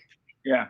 So episode 174 of the Fuel Podcast that was published last Monday, we did 21 tangible tactics for 2021, and things you can not, rather than this kind of hypothetical pontification that we like to do a lot. We were like, okay, let's just list 21 things you can actually implement today that are going to have a meaningful impact on your business. And that was one of them, Lauren. It was, forming those partnerships. And for one of the reasons you outlined is really key, which is they have an audience that is probably, maybe has some overlap, but the core of it's probably different than your audience. You have an audience that's different than theirs. If you pull those together and cross promote, you're reaching a wider net out. And when we got to be hunters, we got to be smarter. We can't just throw our nets into the water and catch the fish we used to. We got to go find new fish in new areas. And so that's one of the ways you can do that, is forming these partnerships, promoting your deals on their Facebook page or to an email, maybe putting a package together that promotes, it's a show, the tickets to their show, whatever it is. That's a really tactical thing you can do that doesn't cost you any money, just takes you a little bit of time to invest in building those relationships. And I'd add to it that if you want 20 more of those types of tips, you can go listen to the Fuel Podcast. Right. No, and it's an excellent point. I also add to it that if they are not capable of or don't have those things, those assets, and you have the capability or understanding or methodology to help them, offer it. Be that person that says, if you don't know how to do this, I can do this for you. You're a little jittery, by the way, Scott. The connection's a little weird. See if it comes through. Anyway. I've got a stat to back up my hypothesis on the 1 hour market. Just want to throw this out there. Okay. So Even those who haven't traveled during the pandemic, when we ask them how soon will you be willing to make the following trips in terms of distance from home, those who haven't traveled, 41% said within a month they would be willing to travel 1 hour from home. Even those who haven't traveled still said 41%, I'd be willing to go within the next month, within an hour. Now, 66% of those who traveled during the pandemic said within a month, 53 or within an hour, 53% said 2 hours, and 42 were within 3 hours. So again, we know those who have traveled are more willing to travel again, but even those who haven't, that 1 hour distance seems to be a huge sweet spot. So Sure. go find those people, go find them. They just want to change a venue. They want, I mean, Yes.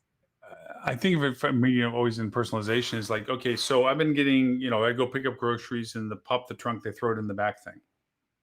And now I'm actually doing the online, getting the Biloxi Shrimp Company to send something because it's, wow, I'm expanding my radius of specialty stuff, like, oh, let me get some Alaskan king crab and let me get some oysters from Chesapeake. And, I'm doing all these things where it's not the local grocery store anymore, but it's like, oh, well, let me split, let me do, but it doesn't still replace I just want to see something different. I mean, I'm not suffering in life. There's so many people that have so many other worse things to worry about.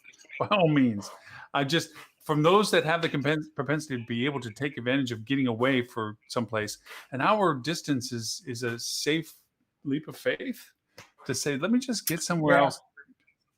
And they just want to dip their toe in, right? It's not something they want to jump in 2-footed and fly across the country. So a little weekend getaway, an hour away is the way that people are going to gradually build their confidence up. And we know this, again, this is not a budget driven issue. So if you can grab these people, you can hold your rate, do it. Right. Yeah. Right. And maybe you have to create a reason, right? Maybe you have to be a little creative, like Ed was talking about with the property that had repurposed some of its rooms to, a Nerf gun fight or whatever. Maybe you need to spend a little more effort, a little more time creating an experience that is appealing. Maybe it's a romantic getaway where you add some stuff. Maybe you put, some fire pits outside and you do s'mores, put in a family unit, there's a campfire element.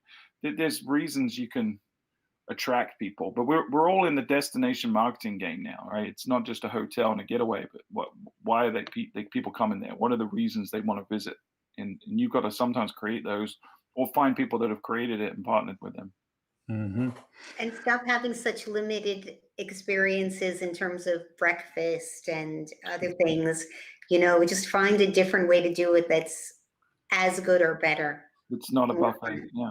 Well, the things that you may have thought of before back in older, different times to now have changed. I was talking to one of my clients about their hotels and reaching back out to food trucks. And the first response was I wouldn't say automated response, but it was the close to being a kickback to why they're not doing it is, oh, they require minimums, blah, blah, this, they, I got to pay so many covers for them to show up.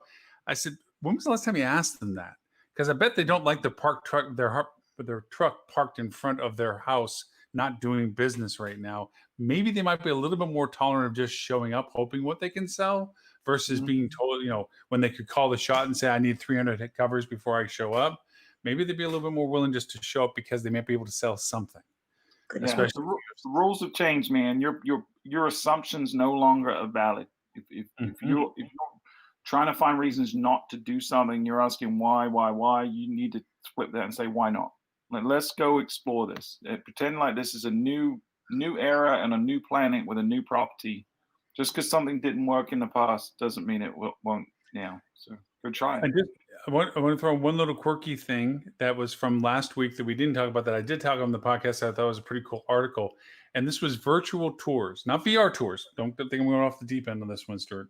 Just virtual computer thing tour. But it's a live tour where you go and you join at a certain time. And the person, your typical person that drives a tour with a little flag and you follow them around and they have a little horn and they tell you what you're looking at. They do these things now. And they don't even charge you to join them. You just tip the tour person. Yeah. So it's as good as you want it to be, okay? But the cool part of it is when I went and dug into it because I thought it was pretty cool. I mean, Amazon we know did their little version of it and so forth, and they're relatively expensive. There's a lot of places that aren't in these things. The cool part is these platforms are offering the technology that if you were to run out of your front door and say, I can show you New Orleans, and you would think, my gosh, New Orleans should be one. Nobody's doing New Orleans. Nobody's doing Vancouver or these. Yeah, that's crazy. If you're a DMO listening, you need to embrace this. This is some way for you to get top of mind, and you better believe that the people that get to experience things virtually have a much higher percentage chance of coming to visit you in person. Right. That's the part I'm trying to make is that you're leading them. Yes. It's not so much that they're not staying with you. I understand that. It's that they're being educated and aware of what you're capable of offering them for them to make that choice in the future tense. Yeah, it's the gateway to them coming to stay, and it's the best you can do right now for a lot of people. So, if you're a DMO watching this, you need to be all over virtual tools like that. Just send me a picture when you tape that 360 camera on your head. I want to see a picture of you with that little helmet with 360 cameras. You walk around Myrtle Beach, man. Can I mention an article that I saw in Skift? Sure. So there's an article about the rise of veganism and the rise in demand for vegans. And they even said that vegans in the US rose from 1% to 6%. Wow. I mean, I don't know. Could that possibly really be true? That seems pretty amazing. But I'm a vegetarian. I think that there's a lot more vegetarian people in the country than that. And I happen to be one based on compassion. That wasn't even mentioned in the article. The main thing that they were talking about were emissions and the ecology, and of course, health. And they had such an interesting fact about the emissions. Let me see. Emissions from food are potentially greater than emissions from transport when it comes to travel. So if you're, feeling guilty about your traveling, making too much of an ecological impact, your food makes a greater one, potentially, according to this. And so as a vegetarian and someone who's been a vegetarian for the majority of my life, from a very, very young age, I told my mother when I was maybe 9 that I didn't want to eat cows with big brown eyes and lovey-dovey faces. And it is absolutely unbelievable to me that hotels and restaurants are still, so many of them, not even acknowledging that market of people who are vegetarian. And it's not that you're not getting that market. If you can't take care of my mom and give my mom enough options where she is going to feel content and happy, you're not going to get a table of 10 from my family. So it's for the one person, you're missing everybody. And you all know that you have ways of serving some dishes that would be vegetarian, but you don't put it on the menu. So when we look on the website in advance to see if this is a good restaurant for us, we're not going to choose you because you have not marketed yourself. You have not communicated yourself. And we don't want to be, oh, please, can we please have something, if it's not too much trouble. That's not the way a customer feels welcome. A customer feels welcome when you show them what you're able to do. And it's not okay to just take the steak off the fajita salad. You have to actually give us something that's going to give us protein and nourishment and make us feel cared for. It is funny you bring this up because I just had this conversation with my restaurant client about this technology transition. Now that we have the need to be less touched and menus sharing and so forth, is this huge opportunity for more detail to what we offer. And I'm not saying it was always kept as a mystery, but usually it was relatively mysterious when you went to a new restaurant, exactly what they offered. And of course, we went through that whole cycle of daily specials and chalkboard menus and things. And you didn't even know other than, oh, they're really good at this general stuff. And you show up and then you had to go through the process you just described. Do you have these variations? Can you do these things? Not as a favor, but as a requirement of us to come and eat with you. And because they always change things up, you never really had clarity as to what they would be able to offer you to make sure that your guests would be accommodated. Well, I think Vic's on with us. He does a gluten-free program for things. And you go over and say, gluten-free, oh, that's just, it's a huge thing. It's a huge It's thing. a huge thing. It's a huge thing, okay? And back to the inflammation topic, it's very inflammatory. And for people who And he'll be the first to tell you if he popped on, gluten-free stuff tastes like crap most of the time because nobody gives the effort to make it better than just the, hey, it's not got, you're the one that's got the gluten problem. So, cardboard pizza is cardboard pizza. Eat it if you like, even if you don't like it. No, you want that experience for everybody based on whatever they have for what. So I think in a strange way, the technology demand of what we're going through has maybe helped the cause of vegans and those that are looking for quality alternatives, gluten-free, variations, lactose intolerance, the ability to quantify what is actually in the items and to offer a variety of items that are sensitive to those things. You're only improving the guest experience by doing so without just doing it, as you said, the token, mixed vegetable pasta. Ooh, can't get me enough of that. So chefs, you want people in your restaurants. Hotels, you want people in your restaurants, even if it's for delivery. So there's a whole market of people that is really growing. If you make mushroom risotto or mushroom fettuccine, don't put pork in it. If you're making minestrone, pasta fagioli, some delicious vegetable soup, don't do chicken stock with it. I mean, that should be obvious. If you can ask people if you want to add chicken to the soup, but please, don't, what, there are wonderful, wonderful vegetarian dishes. And then you ruin it by just putting some bacon in it or putting just throwing the allergies. You're dealing with crustacean allergies and peanut and nut allergies. These are very real things. This isn't just somebody has a preference of and I'm not in any way deterring Adele, you deciding to be a vegan. I'm not. Everyone has certain meat and foods and things they just don't eat because I haven't found one yet, but I'm sure there's one out there. Well, you know what? I'm not a good vegan. I try to have as many vegan meals as possible, but I don't claim to be. I am vegetarian because I do love a little Parmesan on almost anything. But you can do so much better. And you know what? Strive to be more inclusive. Simply do your best to accommodate as many people, as wide a market as possible. Don't be so limited and be generous, and you're going to develop a much more loyal following that way. And as far as opening up but there's a vegan restaurant. I'm going to open up a vegan restaurant. Guess what? I'll never go in it because none of the people I love, other than my mother, are willing to go there with me. My husband wants his steak, and I want my vegan. So, and I like your husband. I'm just he's good. But actually, for all the things I'm going for, dieting, my proportion changes. I've really come to appreciate because I love cooking. That I've changed the portioning of it. The meats now are the infrequent, and when they are in the meal, it is the less dominant. Before it used to be, I'd have something with meat. So I could, and it is something. And a restaurant can't be all. I mean, you look at TGI Fridays. You can't have a Bible for a menu. You can't have 15 flavors of variations. Be good at what you do, but be clear about what it is that you do. Don't try to act like you're all things and not it. But we lost Stuart because he said tech-wise his computer took a dump.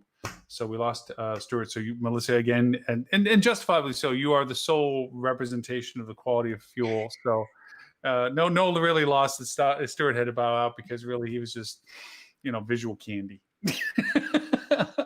But thank you for the updates. And we missed no numbers, right? You feel like you hit everything you wanted to make sure. I hit all the important things. Yes. Yeah, and thank you for bringing that. That it really was interesting when you segmented that. The takeaway for me was the January-April thing most of all, and also the distancing of interest first on the propensity of travel. So some very cool things for it. And I'll make sure the link that you shared with us goes back to it when you push it out for the updated information and all for that. Well, for everybody that we missed, Ed with Fuel Travel, Tim with Tim Peter Associates, right? And there's anybody else we missed? The list? Anyway, no. Nope, nobody else missed. So with that in mind, Melissa, Fuel Travel podcast, where can they find everything?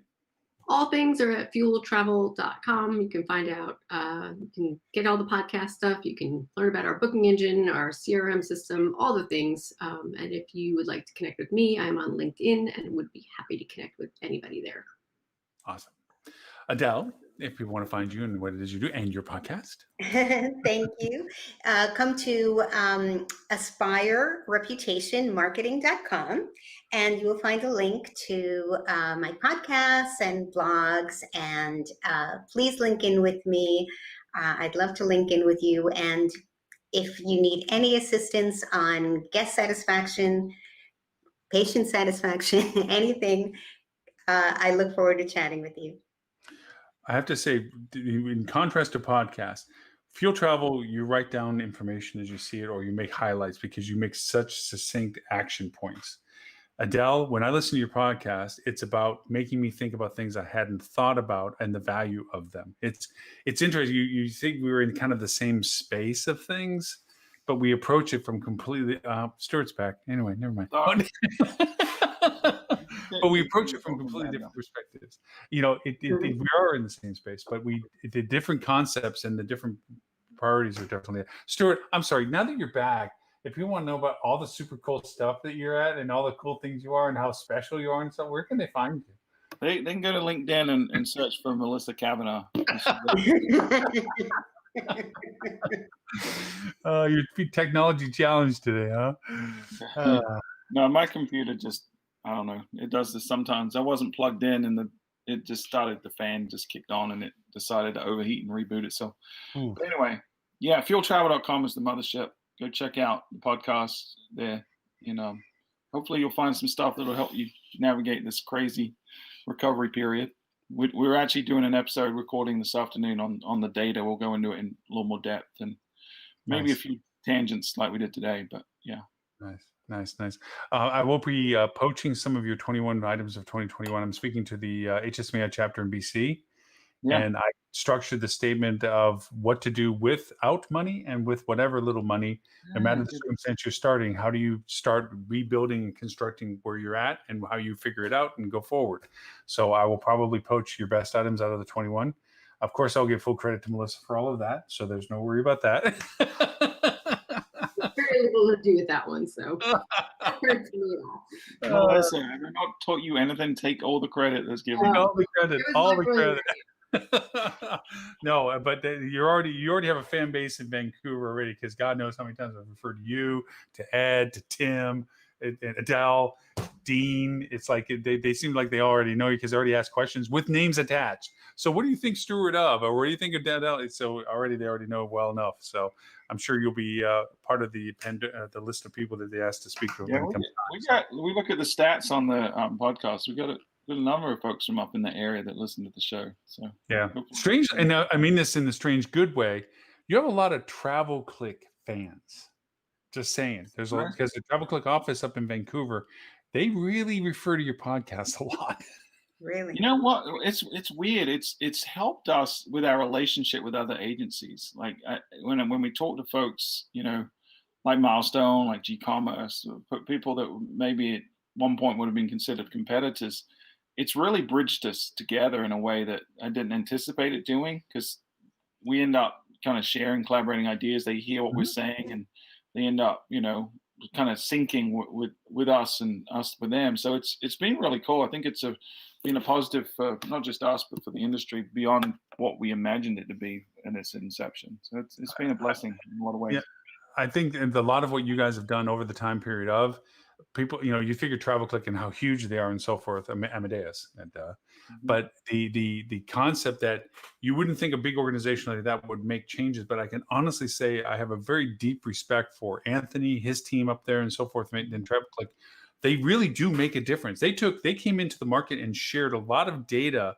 to just generally the market audience. Not just via HSMA, but just in general, like any of the quarantini conversations and Zoom calls of people getting together, whatever was the context of it, they shared openly what they were aware of in market to help whoever it could help. Yeah. And you guys did the same thing, but I think a lot of how you guys did it was a little bit of an exposure to them to realize that that's a good thing too. I think as you see each other doing these things, it brings good people and says, enough with the walls, enough with the sandboxes and the silos. Let's start making our industry. We have to help our industry, and I think that you guys have done it, and they in their market, I know particularly, have done very well with it too. So, in that sense, I think you all should have a happy time together and talk and stuff. But that's just me. Well, we have happy time with everyone, so we do kumbaya thing. Kumbaya. Anyway, so this show and all previous 284 shows. You can find us at hospitalitydigitalmarketing.com/live. The podcast, I'll be doing a recap of the show, which I'll be recording here shortly. So while you're recording your podcast, I'll be recording my podcast. We'll see who gets out there. We'll see who gets the audience. We know it already. You spoke it, so not a competition. I know, right? That's the fun part of it. Is like it's like I'm more interested when your podcast launches than the one I make. Same thing with Adele. I cheat with Adele because I have the privilege of helping her launch her podcast. Yeah. I have nothing else to do with it other than the fact that I help her with the technology. But I listen to it when I make it purposely because it's like I get to listen to it before anybody else. Like, okay, I'll just listen. Oh, can I say something real quick? Because this is really impressive. So a client of ours, he's also active in HSMI, Michael Goldrich with Club Quarters Hotels. His son, like 17 years old, maybe a little older than that, but young guy just graduating college, has started his own podcast called the STEM Pod Leaders Podcast, and its goal is to expose science to a younger audience, right? To expose the possibilities within science. And he, just on his own and with a small group of friends from college, put this together, got the equipment, figured out how to record it, figured out how to publish it, and just went out and rolled up their sleeves and started asking people to be on the show. They've done 13 episodes. They've had Nobel Prize winning scientists on the show already. Wow. And They've got Fauci coming on the show in the next couple of weeks. Unbelievable. Yeah. Like this college graduate kid, just there's a passion for wanting people to learn. And they do other stuff. Their STEM Pod program is a mentorship program for people, aspiring scientists, people in science in school that need help. They offer free mentorship and other programs as well. And so this podcast has been an extension, but it's like, it just goes to show with a little grit, a little bit of scrappiness, you can compete with the biggest in the world, to get folks like Nobel Prize winning scientists in Dr. Fauci on your show within the first couple of months. Unbelievable. Really, really proud of the kid. Well, just in comparison to that, what about the poet laureate during the inauguration? Oh, she was wonderful. Fantastic. It was brilliant. Every breath was perfection. Just the gesture, not just the gestures, the articulation, the pace, the cadence, the content, I'm sitting there going, oh, at 22, I was lucky to be whatever I was doing, but it certainly wasn't that. I mean, and then to find out that she had a speech impediment, that she couldn't say certain letters. I'm like, you're kidding me. So on top of all the amazingness, there's even more amazingness, Very impressive young person. And I mean, wow, it was heartfelt. Regardless of your political persuasion, I think everyone had nothing to do with that. That was could have felt the truth, the honesty, and the beauty in what she said. It's really good. If you ever wondered how the power of prose, words and the power of prose could be a value, then she brought you to school with that, because that just at the end of it, you felt what she said. Mm-hmm. It was really very, very, very impressive. Very powerful. is in our world. So yeah. Very cool. Well, listen, thank you all so very, very much as always for the time. Melissa, thank you for the data as always, Adele, time and content and everything else. And Tamar, thank you. And it was great to have you in there. And Vic and Lex and Richard and everybody else that was in the show over there and everybody else we never talked to on the other channels as typical. But we'll see everyone next week. Show number 286, 11:30 Eastern US time. And of course, this gets recasted Sydney and UK time in the middle of the week and so forth. So thank you, everybody. We'll see everyone next week. And thank you again. Bye, guys. I